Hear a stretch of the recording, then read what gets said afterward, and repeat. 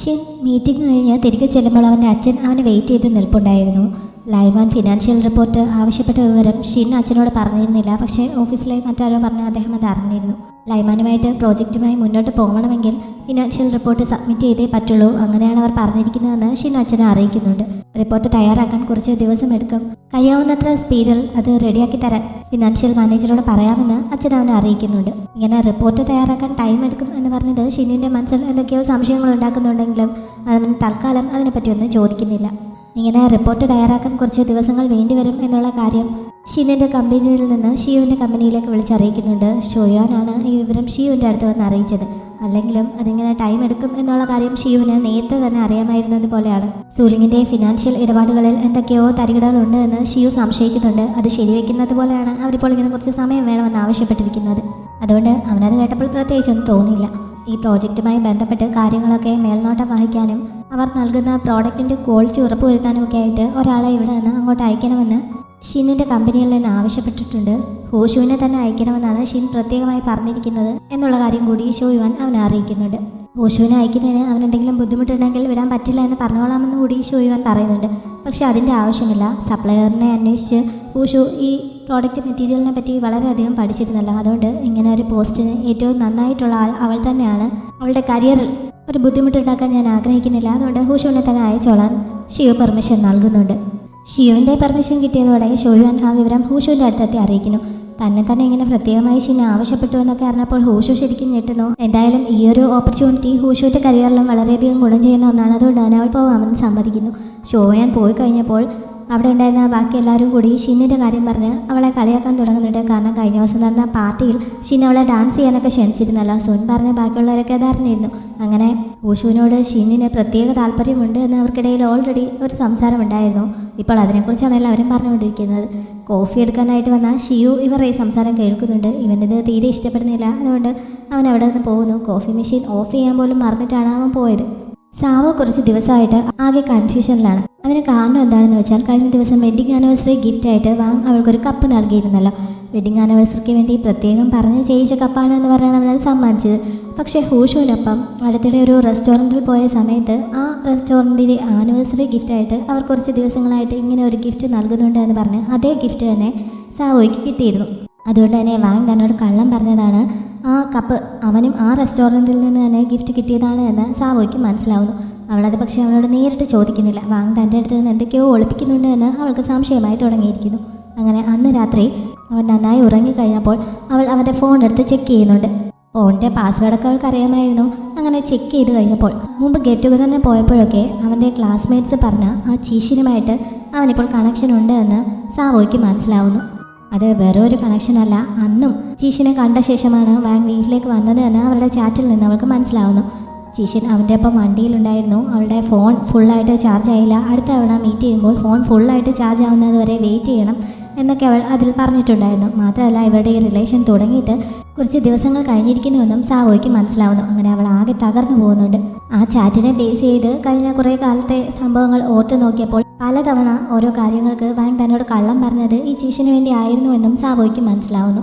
Husband തന്നെ cheat ചെയ്യുകയാണെന്ന് അറിഞ്ഞിട്ടും സാവോ ഈ സമയത്തെടുത്ത നിലപാട് വളരെ നന്നായി എന്ന് എടുത്തു പറയാതിരിക്കാൻ പറ്റില്ല. കാരണം എല്ലാവരെയും പോലെ അവളിതൊക്കെ കണ്ടിട്ട് പൊട്ടിത്തെറിക്കുകയല്ല ചെയ്തത്. ആകെ തകർന്നു പോയെങ്കിലും വാങ് ഉണരുന്നതിന് മുമ്പ് തന്നെ അവൾ ഫോൺ തിരികെ അവൻ വെച്ചിരുന്ന സ്ഥലത്ത് തന്നെ കൊണ്ടുവയ്ക്കുന്നു. ഫോണിൻ്റെ ശബ്ദം കേട്ടപ്പോൾ വാങ് ചാടി എഴുന്നേറ്റ് ഫോൺ എടുത്ത് നോക്കുന്നുണ്ട്. ആരും അത് എടുത്തിട്ടില്ല എന്ന് കണ്ടപ്പോഴാണ് അവന് സമാധാനമാവുന്നത്. അങ്ങനെ അവൻ പുറത്തേക്ക് ഇറങ്ങി വന്ന് സാവോ ഇവിടെ ഇരിക്കുന്നത് കണ്ടപ്പോൾ അവളന്ന് കോഫി ഷോപ്പിൽ പോയില്ലേ എന്ന് അന്വേഷിക്കുന്നു. മനസ്സാകെ തകർന്നിരിക്കുകയാണെങ്കിലും അതൊന്ന് പുറത്ത് കാണിക്കാതെ എനിക്ക് നന്നായി ഉറങ്ങാൻ പറ്റില്ല, അതുകൊണ്ട് കുറച്ചുകൂടി റെസ്റ്റ് ചെയ്യാനാണ് ഉദ്ദേശിക്കുന്നതെന്ന് മാത്രം സാവോ പറയുന്നുണ്ട്. വാങ് അധികം വൈകാതെ പോവുകയും ചെയ്യുന്നു. സാവോ അവൻ പുറപ്പെടുന്ന സമയം കണക്കാക്കി ഒരു ടാക്സി വിളിച്ച് നിർത്തിയിട്ടുണ്ടായിരുന്നു. അങ്ങനെ അവൾ വേഗം റെഡിയായി പുറത്തേക്ക് നിന്ന് ടാക്സിയിൽ കയറി വാങ്ങിനെ ഫോളോ ചെയ്യാൻ തുടങ്ങുന്നു. കുറേ മുന്നോട്ട് ചെന്നപ്പോൾ വാങ്ങിൻ്റെ കാർ ഒരിടത്ത് നിന്ന് നിർത്തിയിട്ടിരിക്കുന്നത് അവൾ അവിടെ ഇറങ്ങുന്നുണ്ട്. ഒരു പാർക്കിനടുത്തായിരുന്നു വണ്ടി നിർത്തിയിട്ടുണ്ടായിരുന്നത്. അങ്ങനെ അവൻ അവിടെ എവിടെയെങ്കിലും ഉണ്ടോ എന്ന് അവളിങ്ങനെ തിരഞ്ഞ് നടക്കുന്നുണ്ട്. കുറച്ച് മുന്നോട്ട് ചെന്നപ്പോൾ വാങ്ങും ചിഷിനും കൂടി ഒരുമിച്ചിരിക്കുന്ന അവൾ കാണുന്നു. അവർ എന്തോ ബിസിനസ്സിനെ പറ്റിയൊക്കെ പറയുന്നുണ്ട്. കൂട്ടത്തിൽ വാങ്ങിന് കഴിക്കാൻ ബ്രേക്ക്ഫാസ്റ്റൊക്കെ ചിഷിൻ വാങ്ങിക്കൊണ്ട് വന്നിട്ടുണ്ടായിരുന്നു. അവളുടെ ചാർജർ അവൻ്റെ വണ്ടിയിലായിരുന്നു ഉണ്ടായിരുന്നത്. അത് തിരികെ കൊടുക്കാനാണ് അവനിപ്പോൾ ഇത്ര ധൃതിയിൽ അങ്ങോട്ടേക്ക് വന്നിരിക്കുന്നത്. ആ ചാർജർ തിരികെ വാങ്ങുന്ന കൂട്ടത്തിൽ ചിഷിൻ അവനെ അടുത്തേക്ക് പിടിച്ച് കിസ് ചെയ്യുന്നുണ്ട്. സാവോ ഇത് നേരിട്ട് കാണുന്നു. അല്ലെങ്കിൽ തന്നെ ആകെ തകർന്നാണ് അവൾ അവിടെ നിന്നിരുന്നത്. ഇതും കൂടി കണ്ടപ്പോൾ പിന്നെ പറയണ്ടല്ലോ. അവളുടെ കണ്ണൊക്കെ നിറഞ്ഞൊഴുകുന്നുണ്ട്. നേരെ മുന്നിലേക്ക് നിന്ന് ഒരു ഇഷ്യൂ ഒന്നും ഉണ്ടാക്കാൻ നിൽക്കാതെ അവൾ കരഞ്ഞുകൊണ്ട് തിരികെ പോകുന്നു. ഹൂഷുവിന് അന്ന് ഇൻസ്പെക്ഷനായിട്ട് ഷീനിൻ്റെ കമ്പനിയിലേക്ക് പോവേണ്ട ദിവസമാണ്. അവളൊരു ടാക്സി വെയിറ്റ് ചെയ്ത് നിൽക്കുന്ന സമയത്ത് ഷീൻ വണ്ടിയുമായി അവളുടെ മുന്നിലേക്ക് എത്തുന്നു. ടാക്സിയിൽ വന്നോളാമെന്ന് അവൾ പറയുന്നുണ്ട്. പക്ഷേ ഈ വഴിക്ക് വന്ന സ്ഥിതിക്ക് രണ്ടുപേർക്കും പോകേണ്ടത് ഒരേ സ്ഥലത്തേക്ക് ആയതുകൊണ്ട് ഒരുമിച്ച് പോകാമെന്ന് പറഞ്ഞ് ഷീൻ നിർബന്ധിച്ചപ്പോൾ അവൾ അവൻ്റെ കൂടെ തന്നെ കയറി പോകുന്നുണ്ട്. ഒരു കോഫി അവൻ അവൾക്ക് വേണ്ടി വാങ്ങി വെച്ചിരുന്നത് നൽകുന്നു. കോഫി നന്നായി തണുത്തിട്ടുണ്ടായിരുന്നതിനാൽ അവൻ തന്നെ വെയിറ്റ് ചെയ്തിരിക്കാൻ തുടങ്ങിയിട്ട് കുറേ സമയമായി, തനിക്ക് വേണ്ടി തന്നെയാണ് അതിലെ വന്നത് എന്നൊക്കെ ഹൂഷുവിന് മനസ്സിലാവുന്നുണ്ട്. അവനിങ്ങനെ തനിക്ക് വേണ്ടി സ്പെഷ്യൽ കൺസിഡറേഷനൊക്കെ കാണിക്കുന്നത് തന്നോട് ഇഷ്ടമുണ്ടായിട്ട് വല്ലതുമാണോ എന്ന് ഹൂഷു തുറന്ന് ചോദിക്കുന്നുണ്ട്. കോഫി കുടിച്ചുകൊണ്ടിരിക്കുകയായിരുന്ന ഷിനിൻ്റെ വായിൽ നിന്ന് അത് കുറച്ച് തെറിച്ച് പോകുന്നുണ്ട്. അവളിങ്ങനെ നേരിട്ട് ചോദിക്കുമെന്ന് അവനൊട്ടും പ്രതീക്ഷിച്ചിരുന്നതല്ല. അവൻ ഇങ്ങനെ സ്പെഷ്യൽ ഇൻട്രസ്റ്റ് കാണിച്ചാൽ മറ്റുള്ളവർ അങ്ങനെ ഒരു ഗോസിപ്പ് ഉണ്ടാക്കും എന്നായിരുന്നു ഹൂഷു പറഞ്ഞത്. അവളുടെ മനസ്സിൽ അതിനെക്കുറിച്ച് എന്താണ് അഭിപ്രായമെന്ന് അവൻ ചോദിച്ചപ്പോൾ എനിക്ക് എൻ്റെ സ്ഥാനം എവിടെയാണെന്ന് നന്നായിട്ട് അറിയാം എന്ന് ഹൂഷു പറയുന്നുണ്ട്. മാത്രമല്ല ഷിന്നിങ്ങനെ പ്രത്യേക താല്പര്യം കാണിക്കുന്നത് തന്നോട് താല്പര്യമുണ്ടായിട്ടല്ല, മറിച്ച് ഷീവിനോടുള്ള ഇൻട്രസ്റ്റ് കൊണ്ടാണ്. തന്നെ അവനെതിരായി ഉപയോഗിക്കാൻ സാധിക്കും എന്നുള്ള പ്രതീക്ഷ കൊണ്ടാണ് എന്ന് തനിക്കറിയാം. അല്ലാതെ അവൻ്റെ ഇൻട്രസ്റ്റ് പിടിച്ചു പറ്റാൻ വേണ്ടി പ്രത്യേകതയൊന്നും തനിക്കില്ല എന്നുള്ള കാര്യം തനിക്കറിയാം എന്നൊക്കെ ഹൂഷു തുറന്നു പറയുന്നുണ്ട്. അവളെ ഇതും ഇങ്ങനെ ഓപ്പണായിട്ട് പറയുമെന്ന് ഷീനോട്ടും പ്രതീക്ഷിച്ചിരുന്നതല്ല. ആദ്യം അവനിങ്ങനെ താല്പര്യം കാണിക്കുന്നതിൻ്റെ പിറകിൽ എന്താണെന്ന് തനിക്ക് അറിയില്ലായിരുന്നു. പക്ഷേ അവരുടെ ഫാമിലി റിലേഷനെ പറ്റി അറിഞ്ഞു കഴിഞ്ഞപ്പോൾ അവൻ്റെ ഈ ഉദ്ദേശം എന്തുകൊണ്ടായിരിക്കുമെന്നൊക്കെ തനിക്ക് മനസ്സിലാക്കാൻ സാധിച്ചു. വെറുതെ അവരുടെ ഫാമിലി പ്രശ്നത്തിൽ ഇടപെടാൻ എനിക്ക് ഒട്ടും താല്പര്യമില്ല, അതുകൊണ്ട് തന്നെ ഇതിൽ നിന്ന് ഒഴിവാക്കണമെന്ന് ഹൂഷു അവനോട് പറയുന്നുണ്ട്. അവൾ പറഞ്ഞതുപോലെ ഇത്രയും നാൾ ഷീൻ അങ്ങനെ ഒരു ഉദ്ദേശത്തോടെ തന്നെയായിരുന്നു അവളുമായിട്ട് അടുപ്പമുണ്ടാക്കാൻ ശ്രമിച്ചത്. പക്ഷേ അവളിങ്ങനെ ഇപ്പോൾ എല്ലാം ഈ വെട്ടി തുറന്ന് പറഞ്ഞതൊക്കെ അവൻ്റെ മനസ്സിൽ ചില മാറ്റങ്ങൾ വരുത്തിയിട്ടുണ്ടെന്ന് തോന്നുന്നു. അവൻ അവളോടുള്ള താല്പര്യം കുറച്ചുകൂടി കൂടിയിട്ടുണ്ട്. അവർ അവൻ്റെ പ്രൊഡക്ഷൻ സൈറ്റിലെത്തുമ്പോൾ അവിടെ കുറച്ച് ജോലിക്കാർ അവരെ വെയിറ്റ് ചെയ്ത് നിൽപ്പുണ്ടായിരുന്നു. ഹൂഷുവിനെ അവരെല്ലാം വെൽക്കം ചെയ്യുന്നു. ആ ഒരു അറ്റ്മോസ്ഫിയറിന് പറ്റിയ ഡ്രസ്സ് ആയിരുന്നില്ലല്ലോ ഷീൻ ധരിച്ചുകൊണ്ട് വന്നത്. അപ്പോഴാണ് അവൻ പതിവായി അവിടെ വരാറുണ്ട് എന്നും വരുന്നത് കൊണ്ട് തന്നെ ഒരു ഡ്രസ്സ് അവിടെ ഉപയോഗിക്കാൻ വേണ്ടി അവിടെ തന്നെ സൂക്ഷിച്ചിട്ടുണ്ട് എന്നൊക്കെ ജോലിക്കാർ പറഞ്ഞ് അവൾ അറിയുന്നത്.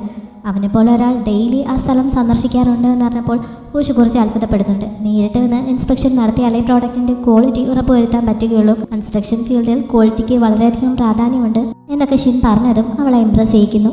അത് കഴിഞ്ഞ് ഹൂഷു അവളുടെ ജോലി ചെയ്യാനായി പോകുന്നുണ്ട്. അവിടെ ഉണ്ടായിരുന്ന ഓരോ പ്രോഡക്റ്റിൻ്റെയും ക്വാളിറ്റിയൊക്കെ അവൾ ചെക്ക് ചെയ്യാൻ തുടങ്ങുന്നുണ്ട്. ഷിനും അവൻ്റെ ആ സ്റ്റാഫിനൊപ്പം നടന്ന് ഓരോ പ്രോഡക്റ്റിനെ പറ്റി എന്തൊക്കെയോ കാര്യങ്ങൾ നടത്തിക്കൊണ്ടിരിക്കുകയാണ്. ഇതിനിടയിൽ പ്രോഡക്റ്റിൻ്റെ ക്വാളിറ്റി ഒട്ടും കുറയാൻ പാടില്ല, കൺസ്ട്രക്ഷൻ ഫീൽഡിൽ അവിടെ വർക്ക് ചെയ്യുന്നവരുടെ സേഫ്റ്റി വളരെ ഇമ്പോർട്ടൻ്റ് ആണ് എന്ന രീതിയിൽ ഷിൻ സംസാരിക്കുന്നതും ഹൂഷു അടുത്തുനിന്ന് കേൾക്കാൻ ഇടയാവുന്നു. അത് കേട്ടപ്പോൾ അവൾ കുറച്ച് വിഷമത്തോടെ നിൽക്കുന്നു. ഇത് ശ്രദ്ധിച്ച ഷിൻ അവളുടെ അടുത്തേക്ക് വന്ന് എന്ത് പറ്റിയെന്ന് അന്വേഷിക്കുന്നുണ്ട്. അവനെപ്പോലെ ഈ ഫീൽഡിലുള്ള എല്ലാവരും ഇങ്ങനെ സേഫ്റ്റിക്ക് ഇമ്പോർട്ടൻസ് കൊടുത്തിരുന്നെങ്കിൽ പല അപകടങ്ങളും ഒഴിവായനെ എന്ന് അവൾ പറഞ്ഞപ്പോൾ അങ്ങനെ എന്തെങ്കിലും അപകടം അവൾക്ക് നേരിടേണ്ടി വന്നിട്ടുണ്ടോ എന്ന് അവൻ ചോദിക്കുന്നുണ്ട്. എൻ്റെ അച്ഛൻ പണ്ട് ഇങ്ങനെ കൺസ്ട്രക്ഷൻ സൈറ്റുകളിൽ ലൈറ്റ് വർക്ക് ചെയ്യുന്ന എഞ്ചിനീയർ ആയിരുന്നു. അദ്ദേഹത്തിന് ഇതേപോലെ ഒരു കൺസ്ട്രക്ഷൻ ഫീൽഡിൽ വെച്ച് നടന്ന അപകടത്തിലാണ് കാലിന് പരിക്ക് പറ്റിയത് എന്നൊക്കെ ഹൂഷു ആ സമയത്ത് പറയുന്നുണ്ട്. ഇത് ഷീവിൻ്റെ അച്ഛൻ കാരണമുണ്ടായ ആ അപകടത്തിൻ്റെ കാര്യമാണ് അവളിപ്പോൾ പറയുന്നത്. നേരത്തെ സൂചിപ്പിച്ച പോലെ അന്നത്തെ അപകടത്തിൽ തന്നെയാണ് അവളുടെ അച്ഛന് പരിക്ക് പറ്റിയത്. പക്ഷേ അതിനെപ്പറ്റി വിശദമായിട്ടൊന്നും അവൾ പറയുന്നില്ല. ഷീനും കൂടുതൽ വിശദമായിട്ട് അതിനെപ്പറ്റി ചോദിക്കുന്നുമില്ല. അന്ന് വൈകുന്നേരം ഷിയു ഓഫീസിൽ നിന്ന് പോവാറായപ്പോഴും ഹൂഷു തിരികെ എത്തിയിട്ടില്ല എന്നറിയുന്നുണ്ട്. ആ സമയത്ത് സുൻ അങ്ങോട്ടേക്ക് വരുന്നു. അങ്ങനെ അവനോട് അന്വേഷിച്ചപ്പോഴാണ് ഹൂഷു ഇൻസ്പെക്ഷനൊക്കെ കഴിഞ്ഞു, പക്ഷേ ഇങ്ങോട്ടേക്ക് ഉടനെ തിരികെ വരുന്നില്ല. സുലിങ്ങിൻ്റെ ഓഫീസിലേക്ക് ഷിന്നിനൊപ്പം പോവേണ്ട ആവശ്യമുണ്ടെന്ന് കുറച്ച് മുമ്പ് വിളിച്ചപ്പോൾ അറിയിച്ചിരുന്നുവെന്ന് സുൻ അവനോട് പറയുന്നത്. അതോടെ ഷിയുവിൻ്റെ ഉള്ള സമാധാനം പോകുന്നു. ഹൂഷു ഈ സമയം സൂലിങ്ങിൽ നിന്ന് തിരികെ പോകാൻ തയ്യാറെടുക്കുകയായിരുന്നു. അവൾ വന്ന കാര്യങ്ങളൊക്കെ കഴിഞ്ഞിരിക്കുന്നു. പക്ഷേ സമയം അത്രയും ആയതുകൊണ്ട് ഇനിയിപ്പോൾ ഡിന്നർ കഴിച്ചിട്ട് പോകാമെന്ന് പറഞ്ഞ് ഷിൻ അവളെ നിർബന്ധിക്കുന്നുണ്ട്. ഒരു സ്റ്റാഫ് മീൽ മാത്രമാണ്, അവിടുത്തെ ക്യാൻറ്റീൻ ഒന്ന് പരിചയപ്പെടുകയും ചെയ്യാമല്ലോ എന്നൊക്കെ പറഞ്ഞ് അവൻ നിർബന്ധിച്ചപ്പോൾ അവൾ അവൻ്റെ ഒപ്പം ഭക്ഷണം കഴിക്കാൻ പോകുന്നുണ്ട്. ഷീവിന് എന്ത് ചെയ്യണമെന്നറിയാതെ അവൻ തിരികെ വീട്ടിലെത്തി ആകെ വിഷമിച്ച് നിൽക്കുമ്പോഴാണ് ഹൂഷുവിൻ്റെ വീട്ടിൽ നിന്ന് തിരികെ കൊണ്ടുവന്ന സാധനങ്ങൾ അവിടെ ഇരിക്കുന്നത് കണ്ടത്. അവളെ തിരികെ വിളിക്കാൻ എന്തെങ്കിലും റീസൺ കിട്ടുമെന്ന് നോക്കി അതിൽ തിരഞ്ഞപ്പോൾ അവളുടെ ഒരു സ്കെച്ച് ബുക്ക് അതിലിരിക്കുന്നത് കാണുന്നു. അങ്ങനെ അതും പറഞ്ഞ് അവൻ അവൾക്ക് മെസ്സേജ് അയക്കാൻ തുടങ്ങുന്നുണ്ട്. ഈ സമയം ഹൂഷു ഷിന്നിനൊപ്പം ക്യാൻറ്റീനിൽ നിന്ന് ഫുഡ് കഴിക്കാൻ തുടങ്ങിയിരുന്നു. നിൻ്റെ ഇൻസ്പെക്ഷൻ ഇതുവരെ കഴിഞ്ഞില്ലേ, തിരികെ വീട്ടിലെത്തിയോ എന്നൊക്കെ ചോദിച്ച് ഷിയു തുടരെ അവൾക്ക് മെസ്സേജ് അയച്ചുകൊണ്ടിരിക്കുകയാണ്. ഇൻസ്പെക്ഷൻ കഴിഞ്ഞു, പക്ഷേ വീട്ടിലെത്തിയിട്ടില്ല, ഇവിടെ ഫുഡ് കഴിച്ചുകൊണ്ടിരിക്കുകയാണ്. ജോലി സമയം കഴിഞ്ഞിട്ടുള്ള കാര്യങ്ങളൊന്നും ഞാൻ ബോസിനോട് റിപ്പോർട്ട് ചെയ്യേണ്ട ആവശ്യമുണ്ടെന്ന് തോന്നുന്നില്ല എന്നൊക്കെ പറഞ്ഞ് ഹൂഷുവിന് റിപ്ലൈ നൽകുകയും ചെയ്യുന്നു. ഈ സമയത്താണ് നിൻ്റെ സ്കെച്ച് ബുക്ക് എൻ്റെ സാധനങ്ങളുടെ കൂട്ടത്തിൽ പെട്ടുപോയി, അത് തിരികെ വാങ്ങാൻ എത്രയും പെട്ടെന്ന് വീട്ടിലേക്ക് വരാൻ അവൻ ആവശ്യപ്പെട്ടത്. അവളത് കൊടുത്തു വിട്ടതൊന്നും അല്ലല്ലോ, അവൻ അബദ്ധത്തിൽ എടുത്തുകൊണ്ട് പോയതല്ലേ, അതുകൊണ്ട് തിരികെ കൊണ്ടുവരേണ്ടത് അവൻ്റെ ഉത്തരവാദിത്തമാണ് എന്ന് പറഞ്ഞ് അവൾ റിപ്ലൈ നൽകിയിട്ട് ഫോൺ മാറ്റി വയ്ക്കുന്നു. ഷിൻ ഇവളിങ്ങനെ ചാറ്റ് ചെയ്യുന്നതൊക്കെ ശ്രദ്ധിച്ചുകൊണ്ടിരിക്കുകയായിരുന്നു. പക്ഷേ ആരോടാണ് എന്നൊന്നും അവൻ ചോദിക്കുന്നില്ല. വാങ്ങിൻ്റെ അഫെയറിനെ കുറിച്ച് അറിഞ്ഞ് ആകെ വിഷമത്തിലായ സാവോ തിരികെ കഫേയിലേക്ക് എത്തിയപ്പോൾ ഒരുപാട് നേരം വൈകിയിരുന്നു. ആ സമയത്താണ് അവിടെ പൈപ്പിന് എവിടെയോ ലീക്കുണ്ടെന്ന് തോന്നുന്നുവെന്ന് സ്റ്റാഫ് അവളോട് പറഞ്ഞത്. മുമ്പും ഇതിൻ്റെ കാര്യം സ്റ്റാഫ് അവളോട് പറഞ്ഞിട്ടുണ്ടായിരുന്നു. പക്ഷേ ഇപ്പോഴത്തെ കണ്ടീഷനിൽ സാബോയ്ക്ക് അതൊന്നും നോക്കാനുള്ള മനസ്സുണ്ടായിരുന്നില്ലല്ലോ. അതുകൊണ്ട് അത് കുഴപ്പമില്ല എന്ന് പറഞ്ഞ് അവൾ തള്ളിക്കളയുന്നു. സ്റ്റാഫിനോട് അന്നത്തെ ജോലി മതിയാക്കി പോയിക്കൊള്ളാനും പറയുന്നുണ്ട്. അതിനുശേഷം അവൾ തനിച്ച് അവിടെ ആകെ വിഷമിച്ചിരിക്കുന്നു. ഫുഡൊക്കെ കഴിച്ച ശേഷം പുറത്തേക്ക് ഇറങ്ങിയപ്പോൾ ഷിൻ ഹുഷുവിനെ തിരികെ വീട്ടിൽ ഡ്രോപ്പ് ചെയ്യാമെന്ന് പറയുന്നുണ്ട്. പക്ഷേ അതിൻ്റെ ആവശ്യമില്ല, എൻ്റെ എംപ്ലോയിയെ തിരികെ കൊണ്ടുവിടാൻ എനിക്കറിയാമെന്ന് പറഞ്ഞുകൊണ്ട് അവിടെ കാത്തു നിൽപ്പുണ്ടായിരുന്ന ഷിയു അപ്പോഴേക്കും അങ്ങോട്ടേക്ക് ചെല്ലുന്നു. ആ സ്കെച്ച് ബുക്ക് തിരികെ നൽകാനെന്ന രീതിയിലാണ് അവൻ വന്നിരിക്കുന്നത്. ഇത്ര ധൃതി പിടിച്ച് തിരികെ തരേണ്ട ഒരാവശ്യവുമില്ലല്ലോ എന്ന രീതിയിൽ ഹുഷുവിനെ നോക്കുന്നുണ്ട്. അവൻ തിരികെ ഒരുമിച്ച് പോകാമെന്ന് അവളോട് പറഞ്ഞപ്പോൾ ആ കാര്യം തീരുമാനിക്കേണ്ട അവളല്ലേ, ആർക്കൊപ്പം പോകണമെന്ന് ഹൂഷു തന്നെ തീരുമാനിക്കട്ടെ എന്ന് പറഞ്ഞ് ഷിൻ ആ ചോയ്സ് ഹൂഷുവിന് വിട്ടുകൊടുക്കുന്നു. എങ്ങനെയൊക്കെയാണെങ്കിലും ബോസ് നിൽക്കുമ്പോൾ മറ്റൊരാൾക്കൊപ്പം പോകാൻ അവൾക്ക് പറ്റില്ലല്ലോ. അതുകൊണ്ട് ഷിവിൻ്റെ കൂടെ തന്നെ പോകാനാണ് അവൾ തീരുമാനിച്ചത്. അങ്ങനെ ഷിന്നിന് തൽക്കാലം നിരാശനാവേണ്ടി വരുന്നു. ഒരുമിച്ച് വണ്ടിയിലിരിക്കുമ്പോൾ ഷിയു അങ്ങോട്ട് അവളോടൊന്നും മിണ്ടാൻ തയ്യാറാവുന്നില്ല. പക്ഷേ ഇങ്ങനെ തന്നെ അത്യാവശ്യമായി തിരക്കി വന്നത് എന്തിനാണ്? താൻ ഷീനിനൊപ്പം ഡിന്നർ കഴിക്കുന്നതും ഒരുമിച്ച് സമയം ചെലവഴിക്കുന്നതും അവന് ബുദ്ധിമുട്ടുണ്ടാക്കുന്നുണ്ടെങ്കിൽ തന്നെ ഈ ജോലിയിൽ നിന്ന് അങ്ങ് മാറ്റിയേക്കാനൊക്കെ ഹൂഷു അവനോട് പറയുന്നുണ്ട്. പക്ഷേ അവളുടെ കരിയറിനെ തടസ്സമാവുന്ന രീതിയിലൊന്നും ചെയ്യാൻ ഉദ്ദേശിക്കുന്നില്ല എന്ന് ഷിയു ഇപ്പോഴും പറയുന്നു. പിന്നെ അവൾ പോയിട്ട് കാര്യങ്ങൾ എവിടെ വരെ ആയി എന്ന് മാത്രം അവൻ അന്വേഷിക്കുന്നുണ്ട്. അന്നത്തെ ഇൻസ്പെക്ഷനിൽ നിന്ന് മനസ്സിലായ കാര്യങ്ങളൊക്കെ ഹൂഷു അവനോട് ഷെയർ ചെയ്യുന്നു. ഈ സമയത്താണ് ഗോങ് അവളുടെ ഫോണിലേക്ക് വിളിച്ചിട്ട് അത്യാവശ്യമായിട്ട് സാബോയുടെ കഫേയിലേക്ക് വരാൻ പറയുന്നത്. അങ്ങനെ അവർ രണ്ടുപേരും കൂടി അങ്ങോട്ടേക്ക് ചെല്ലുന്നു. അവർ ചെല്ലുമ്പോൾ ഗോങ് അവിടെ പുറത്ത് വെയിറ്റ് ചെയ്യുന്നുണ്ടായിരുന്നു. അവനന്ന് സാവോയുടെ കഫേയുടെ മുന്നിൽ കൂടി പാസ് ചെയ്ത് പോയപ്പോൾ സാവോ കോഫി ഗ്രൈൻഡ് ചെയ്തുകൊണ്ട് നിൽക്കുന്നത് ശ്രദ്ധിക്കുന്നു. കുറേ കഴിഞ്ഞ് നോക്കിയപ്പോഴും അവൾ അതേ നിൽപ്പിൽ അവിടെ നിന്ന് കോഫി ഗ്രൈൻഡ് ചെയ്യുന്നത് അവൻ കാണുന്നു.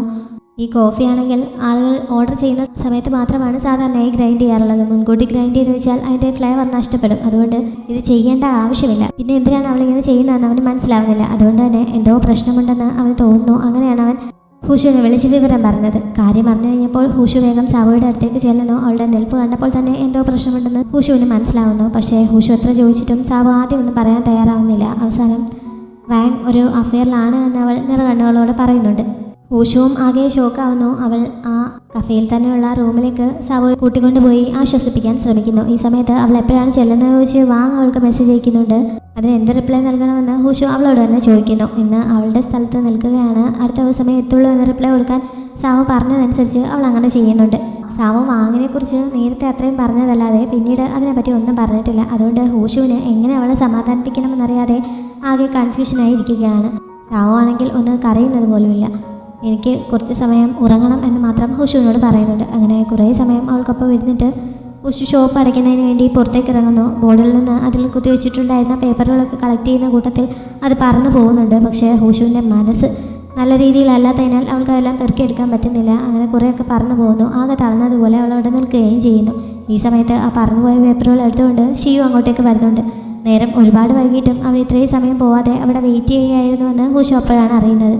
അവനെ കണ്ടപ്പോൾ അതുവരെ ഹൂഷു പിടിച്ചു നിർത്തിയിരുന്ന വിഷമം എല്ലാം കൂടി കരച്ചിലായിട്ട് വരുന്നുണ്ട്.